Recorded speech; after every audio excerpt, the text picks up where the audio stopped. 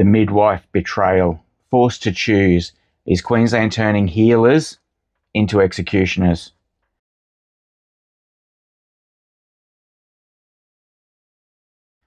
Friends, we're witnessing a betrayal of the highest order in Queensland, the Sunshine State. For generations, the word midwife has meant one thing: with woman. It is a vocation built on the sacred duty of catching new life as it enters into this world. But today, a quiet legislative shadow is falling over our Queensland hospitals. The very people trained to ensure a baby takes its first breath are being told by the government that they must now be the ones to ensure its last. This isn't just another policy tweak. This is a fundamental assault on the conscience of our medical professionals and the sanctity of life itself. Okay, so we've learnt to expect this kind of radical social engineering from the Labor Party. We've seen their track record. But what is truly concerning is the silence and the gag order coming from the LNP under Premier David Crisafulli.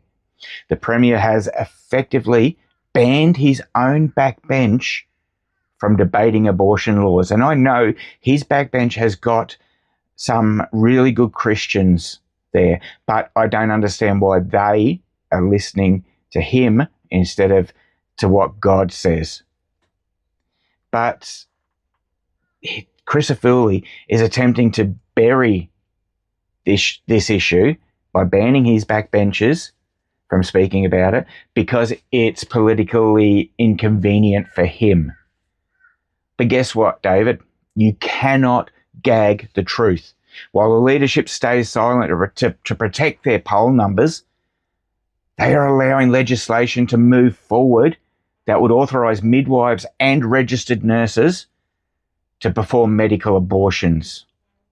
Remember, I believe I don't know, but I think nurses go by the same motto as doctors, and do no harm. So when did the Conservative option become the party?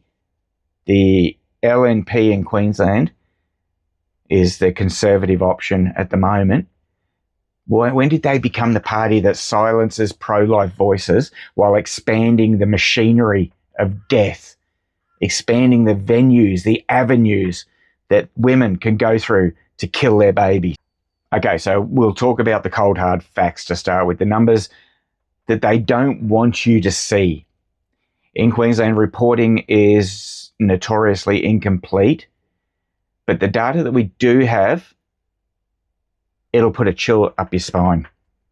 We're looking at 2019 to 2023. Estimates suggest that legal abortions in Queensland have remained at staggering levels, with over 10,000 to 15,000 procedures occurring annually through various different providers.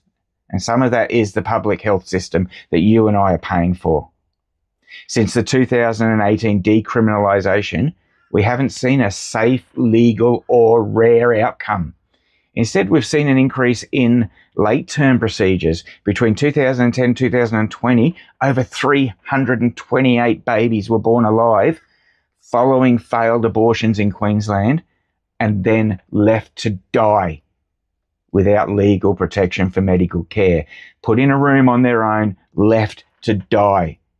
No comfort, no medical care, just left to die alone. It's bad enough that the mothers are wanting this for their child, but when we have the medical professionals doing it as well, that's just dystopian society. Experts are warning that by task shifting these procedures to have the midwives doing them, the government is preparing for a massive scale up. Think about that. By forcing more people to perform abortions, they're obviously realising or going to be promoting that abortions are going to rise in numbers. If every local clinic and birthing centre becomes a termination site, a murder site for babies, the numbers are projected to spike by 20 to 30% as the barriers to entry are removed. We aren't just talking about a medical procedure. We're talking about the industrialization of abortion, the industrialization of killing babies right up to birth. And if the procedure fails, to leave that born healthy baby to die with no care. And I won't get into the injections they put in the hearts of the babies to perform abortions. It's the same as the lethal injection they give in America to convicts. It's just barbaric. But think about the psychological toll on these professionals as well. Imagine a midwife who has spent years in university and in the job of bringing babies into this world, learning how to monitor a fetal heartbeat, how to coach a mother through labour, and how to protect a healthy live baby. And now under these new regulations, they're being authorised to administer drugs designed to stop that same heartbeat. It's disgusting to use the prestige and the trust that we place in midwives, because they do a brilliant job. I think they need so many prayers just for this to stop. But the trust we place in these midwives to sanitise what's happening. The government wants to turn our healers into abortionists because the doctors are increasingly unwilling to do it themselves. So they want to pass the buck. They've been telling the government, we are supposed to do no harm. But the government still wants these abortions to continue because it's a vote winner for them to kill babies. So they're going to force the midwives and the nurses to do it.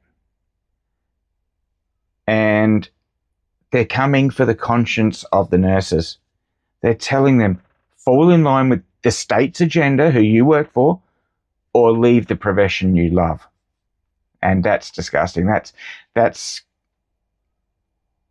dictatorship. I can't put it in any other words. If you can think of a word for it, stick it in the comments below, because I want to hear what your opinions are on this. Even if you're a pro-abortion person, I want to hear your opinions on what you think about midwives who do a wonderful job bringing babies into this world, about them being forced to kill babies now. So let me know in the comments, please. And this whole topic is why Family Voice Australia and Cherish Life is sounding the alarm. We cannot let the LNP or Labor hide behind gag orders and health practitioner regulations. So visit the link below for Family Voice Australia. Send a message to Premier Crisafulli and to your, especially if you've got LNP member of state parliament in your electorate. You can write to, if you've got a Labor one, you can write to them, but they're brain dead anyway. They love abortions. They love killing babies, so they won't listen to you anyway. But write to Premier Crisafulli. Tell him that midwives are made for life, not death. They're trained for life, not death. At Voice in the Wilderness, I will continue to bring you the facts on things like this when they come to light.